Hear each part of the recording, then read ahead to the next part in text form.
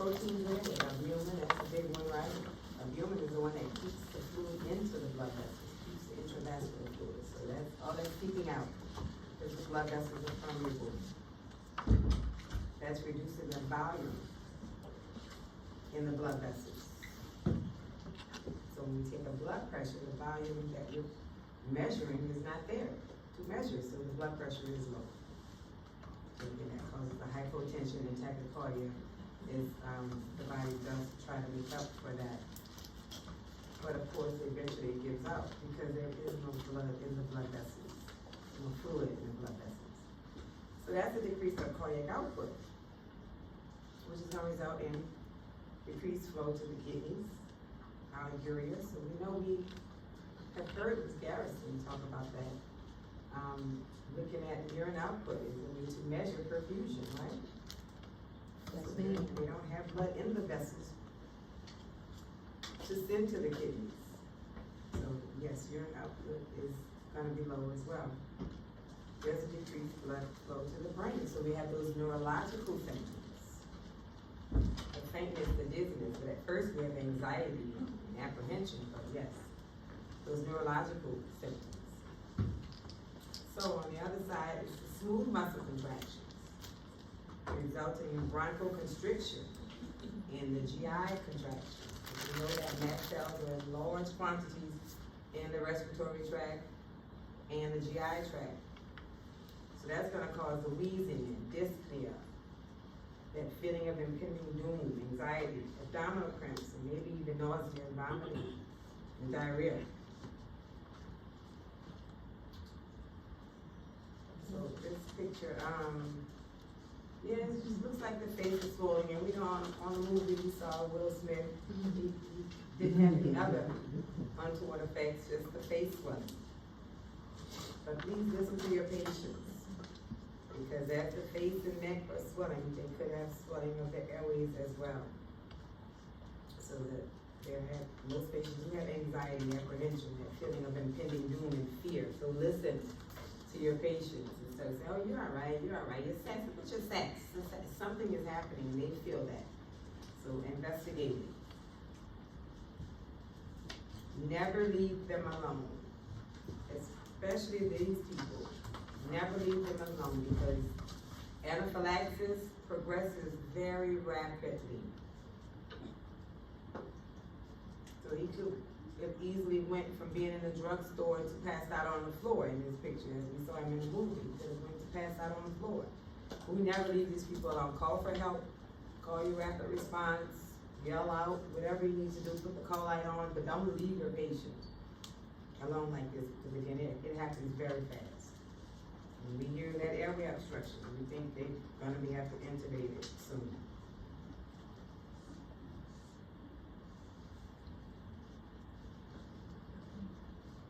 So again, when we know that we have an airway obstruction, we're monitoring things like their O2 sats. We're looking, making sure that they don't become apneic. Things like that. A decrease in the sats if they become apneic. As we hear the strike, intubate. Monitor their sats, oxygen, assess their lungs. Those are things that we're doing, right? Our interventions. Monitoring is an intervention, right? Assessing is an assessment activity.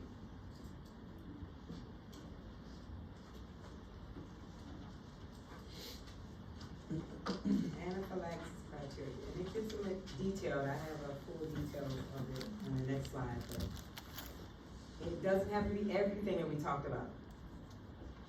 So the onset is a part of the criteria. Within minutes, hours of exposure to something that they could be exposed to, a probable antigen. 2 organs involved: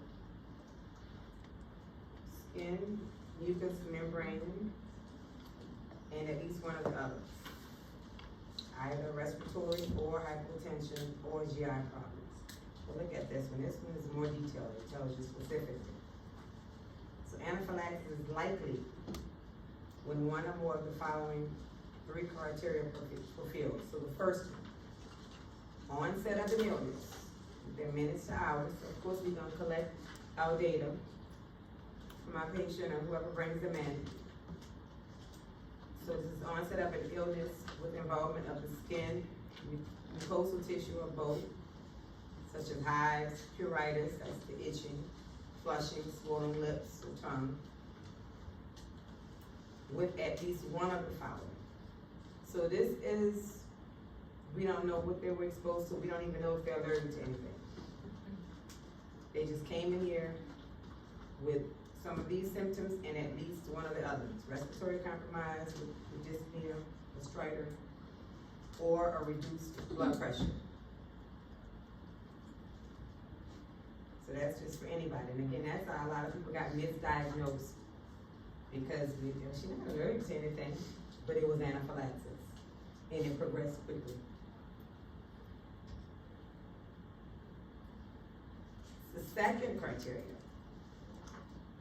they've had exposure to something that's a likely allergen, such as a bee sting. We don't know if you're allergic to a bee sting, but they say it was stung by a bee. Things that are probable, like a bee sting with peanuts and shellfish, and, stuff like that. Probable common allergens. So the criteria for that one is minutes to hours after exposure to the common allergens. They would have 2 or more of the following: the involvement of the skin, mucous tissue, like hives, itching and stuff, respiratory compromise, a reduced blood pressure, or the persistent GI symptoms like the cramping, nausea, maybe diarrhea. So that's the probable, the most common type of allergens. The third one, we know they're allergic to this and they were exposed to this. We know you're allergic to peanuts and you had something with peanuts in it. So the criteria for this one is a drop in the blood pressure, less than 90 systolic or greater than 30% of their baseline, a decrease from their baseline.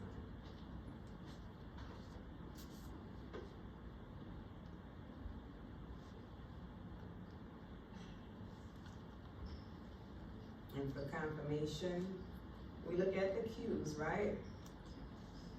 We get information from the patients, the symptoms, the time between exposure and the symptoms.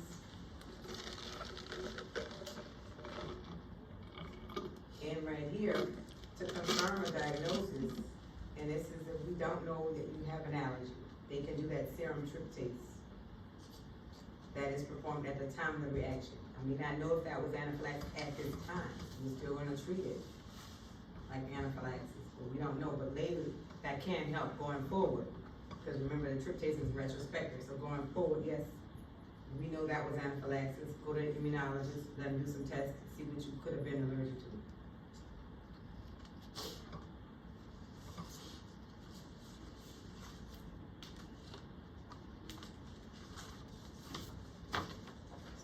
Critical point of rescue. We suspect anaphylaxis, use your clinical judgment, your critical thinking, right?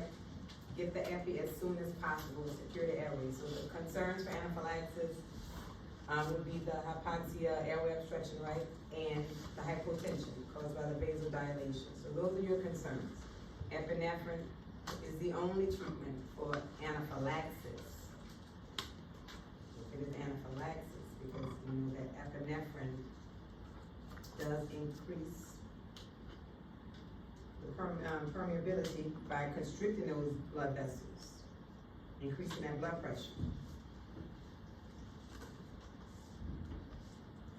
And also, it's going to help with the bronchial tubes, it's going to do bronchodilation because the bronchial tubes are constricted. So when that does it, it constricts those dilated blood vessels, but it dilates that constricted area. So it works on both of those, on the alpha and the beta. So get epi. If you don't have epi, always support the airway. Secure pain airway. Call a rapid response, because you may not have epi readily available. It depends on what setting you're in. But secure the epi, secure the airway while someone's going to get the epi. Always address the airway though. If you see epi, use epi first. If you don't see epi, it's airway, right? So with anaphylaxis, there's this thing called biphasic anaphylaxis. It's rare, but it can happen.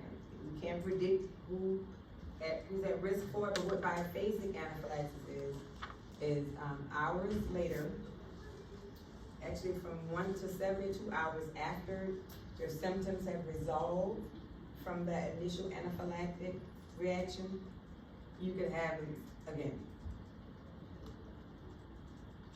And you don't even have to be exposed to the allergen again. Now that's scary. It is rare, again, but that's what they call biphasic anaphylaxis. Some people are at risk for it. People that did not respond to epi and had to get like a second dose of epi, they respond to that first epi injection. Those people are at risk for that biphasic. That could happen 1 to 72 hours after the primary event. About 20% of people may have that recurrence of biphasic without even being re-exposed. So again, people who are at risk for it, it's somebody who had to get like a second dose of epi, for example. Or people that had the laryngeal edema and hypertension during that initial phase. If you got that far to laryngeal edema and hypertension, then they may be at risk for developing the biphasic anaphylaxis. So looking at this picture, it's kind of funny, but when you think about it, if you're in distress, you're not going to think to grab your EpiPen. This person grabbed their EpiPen for their friend to give it to them, not for their friend to keep it. So you may be in a lay area, like the mall or something, and someone's having an anaphylactic reaction. Ask them if they have an EpiPen. Most likely they do, or it's not their first time having that reaction, so they may have it. But while they feel anxiety and apprehension, I'm not thinking clearly, right? I'm not thinking to grab my EpiPen and give myself epi at this time. But if you ask them, they may be able to, in the middle of all the distress, like motion or point at their pocket or their purse. So ask them first if they have that EpiPen. Because again, we get in situations where we think about it later, I should have did that. Why wasn't I thinking? You know, when you're in that situation, have you ever been in a situation like that? So you're not thinking clearly, and you weren't even having anaphylaxis. You didn't even have hypoxia. You just weren't thinking clearly in the middle of everything. So just ask them if they have a pen.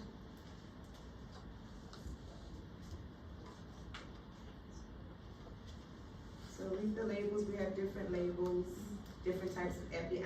IM. Epinephrine is given IM. It can be given sub-Q, but we know that medicine works fastest IM. We know our routes, right? We learned in pharmacology. We have IV, IM, sub-Q, PO. So we know IM is what we're giving for our patients having an anaphylactic reaction. So you have 1 to 1,000 is what the IM dose is. Now Ms. Garrison, she might talk about the 1 to 10,000, because that's IV. And they may use that in a unit, in critical care unit. We're not using that one for anaphylaxis. It's the 1 to 1,000 concentration that we're using. The top right one is the one you're gonna use in your code. That's the one. Your HPS code. You're gonna open up that brown box and use that 1 milligram. Yep. So we are using 1 to 1,000. If you don't have an EpiPen, you have to draw it up. This is the one you're using. 1 to 1,000 is the concentration. IM's in the thigh. That's what we want to put it. We can go through the codes. Just shoot it.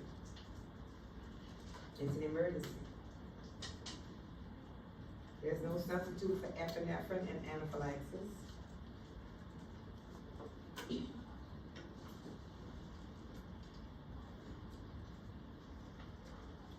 So we always want to maintain a patent airway. The highest priority in anaphylaxis is airway, of course, and then if they have hypertension, addressing that. So our positioning is determined by if they have hypotension or not. So for airway, we always go ahead of bed elevated, so we want them up, sitting up some kind of way, semi-powers, high powers. But if that blood pressure is low, we want them lying down, recumbent with their legs slightly elevated. We don't do Trendelenburg anymore. It's lying down, recumbent on their back, with the legs slightly elevated, if the blood pressure is low. That's the difference. For mild to moderate reactions, always assess the respiratory status, because again, they can progress, meaning they could decline very rapidly. Lack of consciousness, that's always a measure of perfusion. Anxiety, nasal flaring, things, using those accessory muscles, we're looking for that, making sure they're not in distress. When you can see them breathing, like right now, I can't see y'all breathing. You could see someone breathing, you know they're in distress. We always want to auscultate the lung sound, listen for the adventitious sounds. So this is epinephrine, 0.3 to 0.5 milligrams, and this is the concentration. So we usually give the 0.5 to adults, 0.5 milligrams to adults. It would be beautiful to add EpiPen, it's already dosed. That's the first line for anaphylaxis. IM, vastus lateralis. That heart rate is going to increase. We know that's a side effect of epinephrine. While it's improving the blood flow and dilating those airways. Whatever the source of the reaction, stop it. If it's a drug, stop the drug, right? If it's during a test, wipe the skin clean. If it's during one of your skin tests or patch tests, wipe the skin clean. Remove the source as soon as possible. That's the first thing you do if you suspect that source is the cause.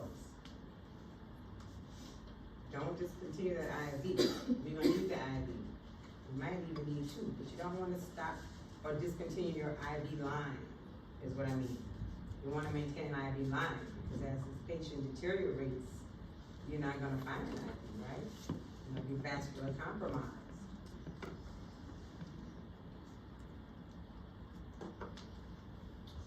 If you have epi, don't delay epi though. And it's kind of hard to order this because stuff is happening at the same time. I told you don't leave your patient, so you help them assess and maintain your airway while someone else is running to get the epi. So, you know, I can't ask you to order this, but we know what's priority. We know that is a priority to maintain the airway. We know if we have epi, go get it. So they may need fluid. These are additional interventions, and none of this replaces epi. This is additional interventions. They may need IV fluid. They may need vasopressors if the blood pressure is not responding to the fluid. Antihistamines. They're often given antihistamines after the epi, and they can be given the H1 or H2s. So the H1s, that would be your diphenhydramine / Benadryl, or your cimetidine / Pepsid may be given. They may be discharged to home after the symptoms have resolved with antihistamines and steroids. Now there's some evidence saying that steroids can prevent the biphasic anaphylaxis. So they may be sent home with a dose pack. They may need additional bronchodilators, so they may need albuterol, or like if they have asthma, we give them albuterol if this patient already has asthma. They may need what they call racemic epi, which is a form of epi that's given per nebulizer to help dilate the airways. They may need oxygen, we give them high flow oxygen. So oxygen will be a non-rebreather. Maybe needed initially. Always monitor your patient's SATs, of course. Again, and keep their head elevated at least 45 if the blood pressure is stable. If the blood pressure is not stable, it'll be recumbent with the feet elevated. So this is just like a care map. I kind of just wanted y'all to see what that was since I spoke about it, imaginative care. This is like a plan, a care map of how they would treat the patient with anaphylaxis.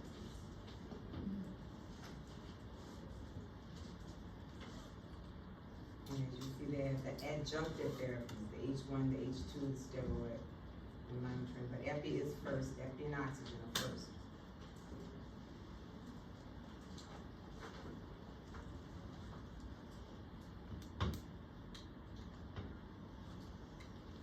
Some patient teaching information. You can find various websites that talk about anaphylaxis. You may see them in pediatric offices a lot. I see these kind of pamphlets and signs everywhere, so we can teach our patients.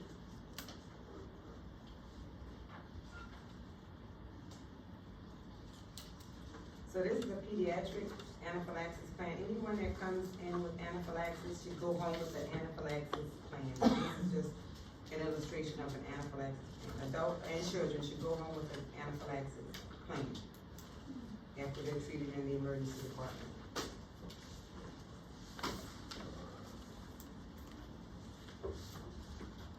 Alright, I got a couple of questions and I have that, a case study I want y'all to listen to after this.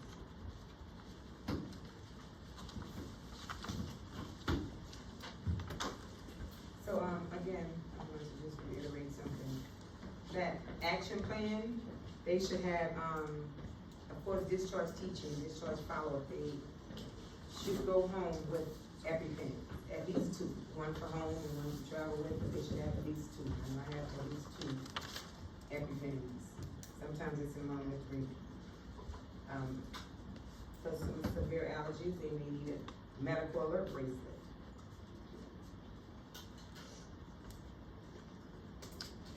And again, if this is the first time being diagnosed, they need to follow up with an immunologist or an allergist.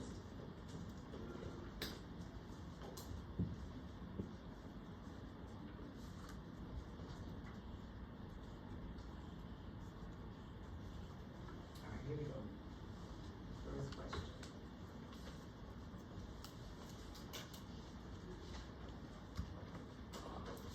Anybody? First. A, administer oxygen. Yes, we didn't see epi here, so we'll be given oxygen. I was looking for it. All right. I was So we looking don't for see it. epi, give oxygen. Airway. But if Epi was up there, Epi would Epi be would first. be it. If epi was there, epi would be it. Absolutely.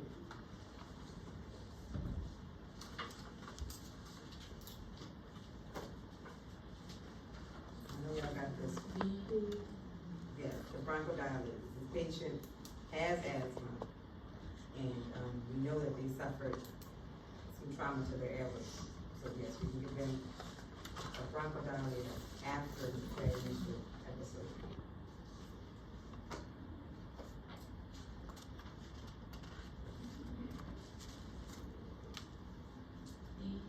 D is a dog?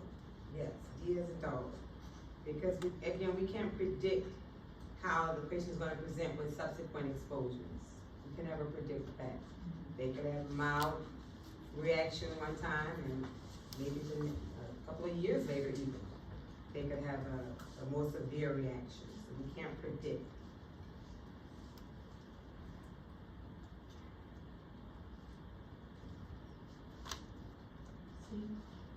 Yes, remove the patch and clean the skin, absolutely.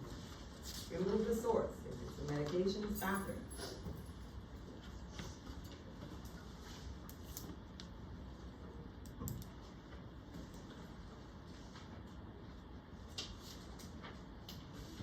Look at that blood pressure.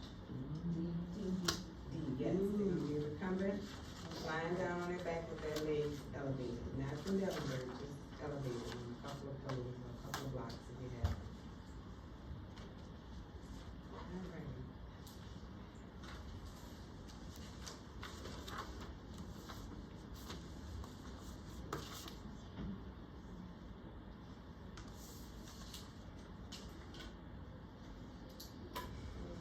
Alright. Alright, I got one more thing for y'all.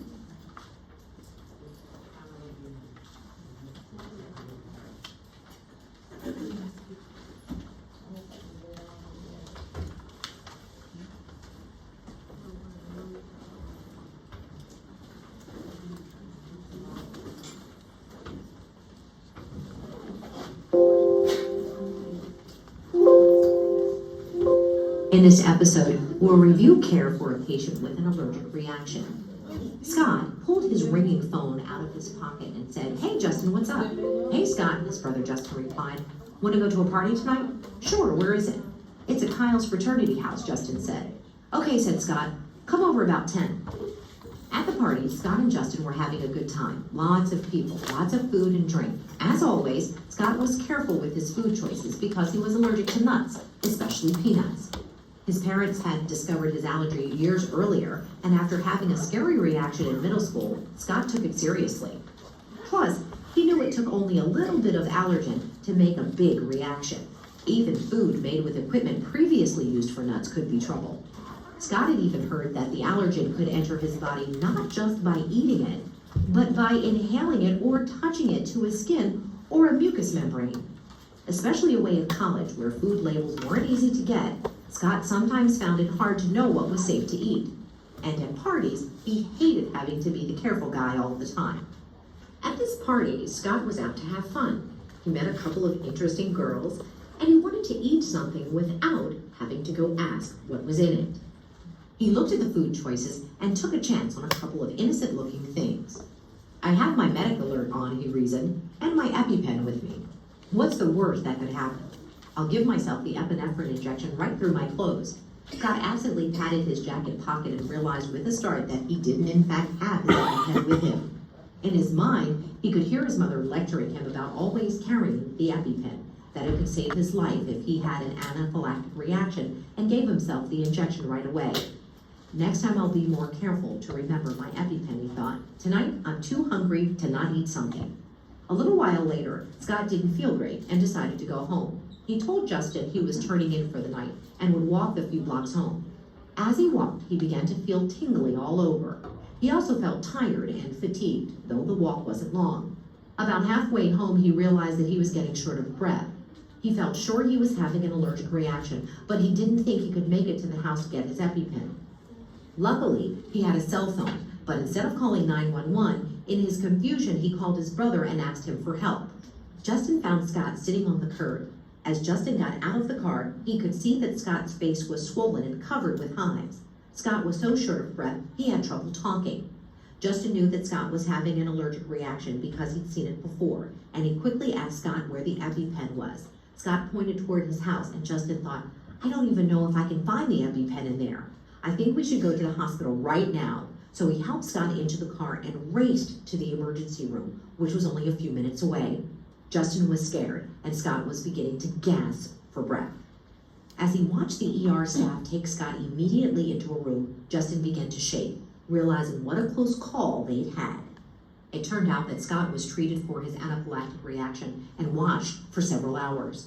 Although it was touch and go for a while, he didn't need to be intubated for oxygen.